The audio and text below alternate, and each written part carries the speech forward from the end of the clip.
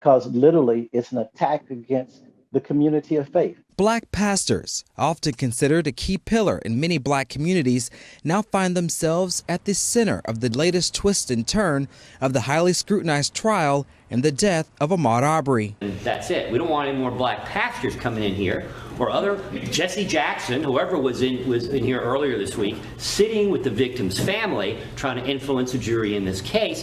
And I'm not saying the state is even aware that Mr. Sharpton was in the courtroom. I certainly wasn't aware of it. For days, Kevin Goff, lawyer for William Bryan, one of the three men accused of killing Arbery, has complained the presence of black pastors in the courtroom is intimidating to the mostly white jury.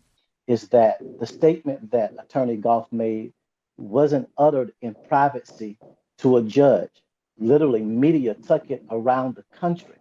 And so the statement has to be addressed. The murder trial of the death of 25-year-old Ahmaud Arbery, who died on February 23, 2020, is underway to determine the fate of the father and son duo, Greg and Travis McMichael, and their neighbor, William Bryan. The slaying was captured by Bryan in cell phone video that showed Arbery's final moments as he was cornered by the McMichaels and Bryan while jogging through their subdivision just outside of Brunswick, Georgia. John Perry is the former NAACP president and senior pastor of Mount Sinai Missionary Baptist Church in Brunswick. Because I'm affected on multiple levels. Of course, I'm a black man. I was born into this world black. And so I understand the implications of race. But at the same time, I'm a citizen of this community. I'm a resident. Perry says he's offended by the attack against black pastors by Arbery's alleged killer's attorneys. He says it's during tense moments like these when the black faith community is needed more than ever. And so the first response is a response of a show of support. But the second response has to be a response of clarity, that we as persons that are ordained by God understand our role and our responsibility. And it's twofold. First of all, to comfort those that are in trauma. But secondly, it is to courageously confront injustice whenever it peeks its head up. Yes, sir. Now.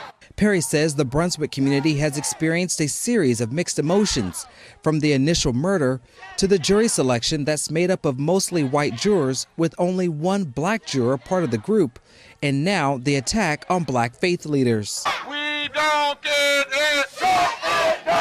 Perry says throughout his conversations with the Arbery family, he's amazed with their level of resilience and strength despite the ups and downs of the case so far. It's not just a white and black thing. It's all our problem. They're showing remarkable strength through the process. There are moments where they're shedding tears. There's moments when they're communicating the memories of Ahmaud as a baby and in different moments of his journey. And so they're clearly affected, but they're still showing a remarkable amount of strength. And they are an example to us on how to handle trauma. I know justice is coming through. Why don't you fight? Perry says Kevin Goff's plea to limit the influence of black faith leaders only managed to light a fire among even more black pastors, as at least 100 are expected at the courthouse on Thursday to show support for the Arbery family and stand against injustice. As a community, we're welcoming those pastors, and especially when you talk about Al Sharpton and Jesse Jackson, they're senior statesmen.